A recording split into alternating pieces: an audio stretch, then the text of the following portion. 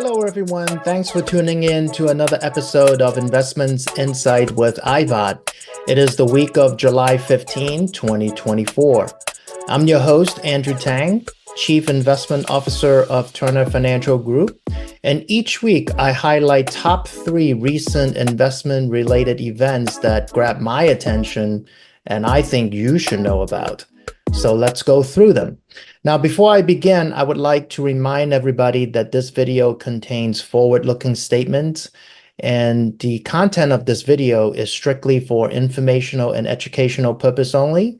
Please stay to the end to read the full disclosure, and we will begin. The first thing I'd like to talk about is the Federal Reserve Chairman Jerome Powell, what he had said in the interview during the Economic Forum in Washington, D.C. Now, Jay Powell said that the Federal Reserve will not have to wait for inflation to come down to 2% before cutting the borrowing cost or before cutting interest rates. Now, this statement signals a very proactive move and proactive approach, completely different and away from the data-dependent rhetoric, kind of hawkish rhetoric that the Federal Reserve have been signaling for the past 12 months.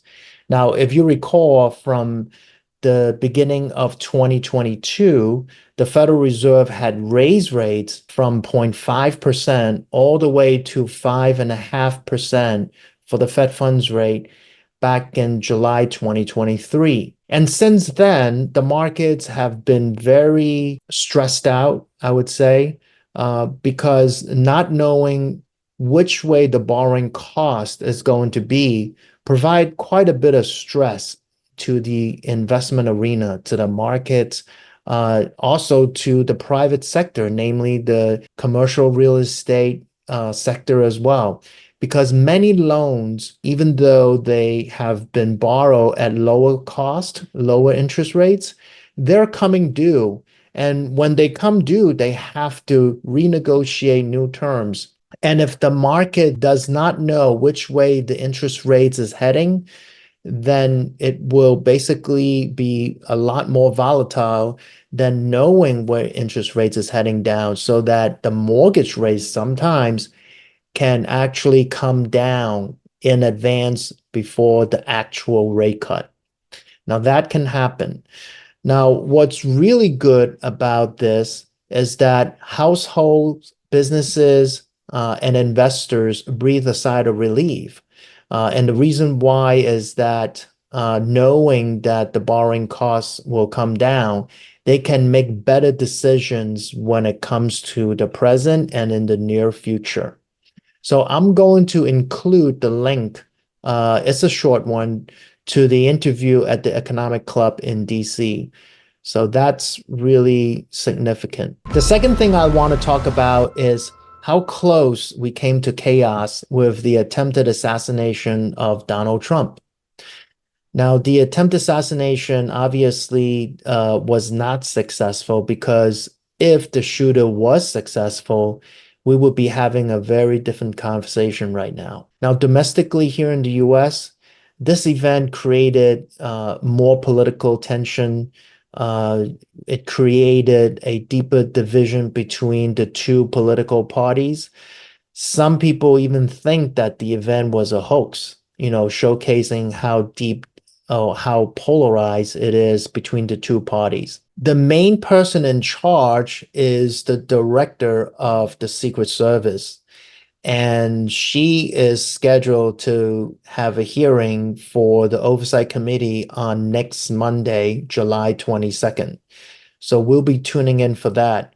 In my opinion, I believe as a result of this mishap, I believe most likely the director will have to step down because of this incident. Now, as a result of this incident, in conjunction with the report of the U.S. receiving intelligence that the Iranian side is also trying to assassinate the former President Donald Trump, security have stepped up for the ex-president, as well as another candidate by the name of Robert Kennedy Jr. And so we will see more to come as a result. But one thing I like to mention is that financial markets reacted with limited volatility.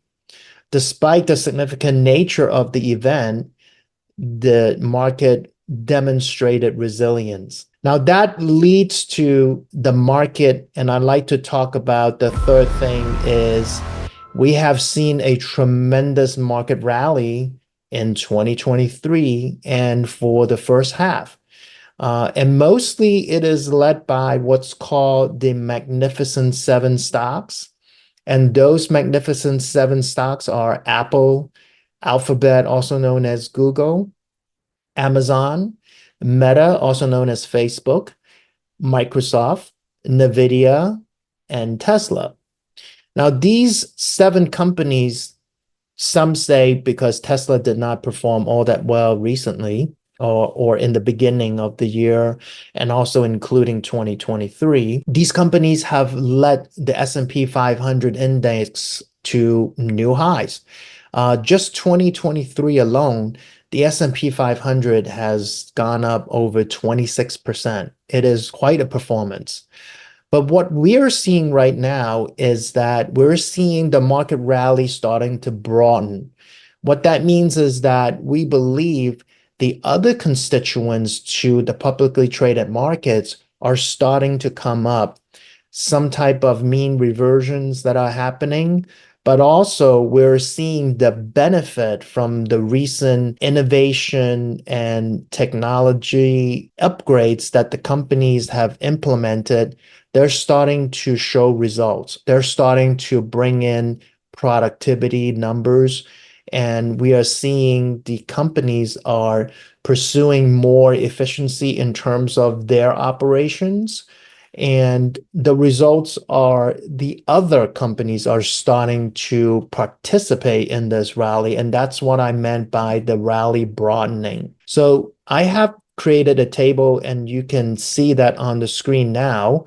You will see that the S&P 500, even though in 2022 was down 18%, in 2023 it was up 26%, and year to date up almost another 20%. So net for 2022 to where we are right now, dated July 16, 2024, we're seeing a net return close to 23.5%. But if we look at the equal weight of S&P 500, meaning looking at the S&P 500 equal weight and not weighted, then we're seeing very different numbers. In 22, it would have been down close to 11.6%, not as much as the S&P 500, down 18.17. It would have been down 11.62%. But 2023, instead of going up 26%, it would have only gone up about 13.7%. And then year to date, we're looking at only up about 9.7% instead of 19.6.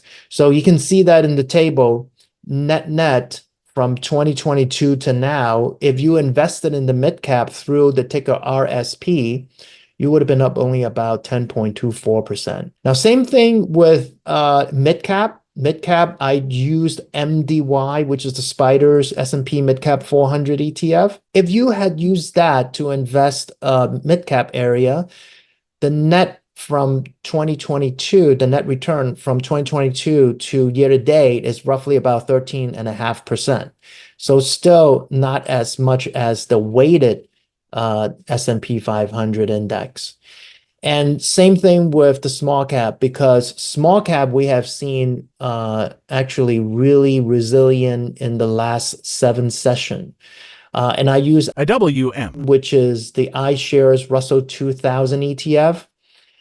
Net from 2022 to year to date, we would have seen only 4.5%. So many traders and Wall Street analysts believe that because of this broadening rally, that it is time for the other constituents of the stock indices to shine. And we believe from now to September, where the traders have priced in 100% rate cut by the Federal Reserve, we believe the broadening will continue to happen.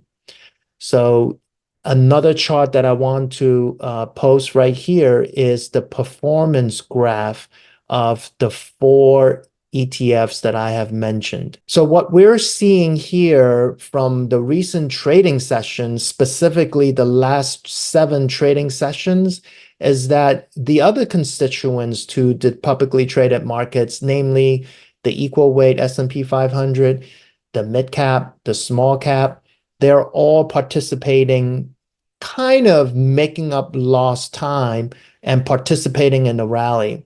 And the Magnificent Seven, in our view, it's not necessarily it's going to go down per se, but we believe that the equal weight, mid cap, and small cap would most likely outperform in the near term versus the S&P 500. And again, this is the welcoming sign because we don't want to see the different indices are too far apart from each other. There will always be reversion to the mean at some point in the future. So we will see that in the chart below. We post that. And that's all the time we have for this week. And so I welcome all questions and comments below, and please hit the like button if you like this video, and don't forget to subscribe if you want to get notification for contents like this. And we love your feedback. Please, send the feedback and look out for your IVoT Daily Digest. And until next week, we will see you then.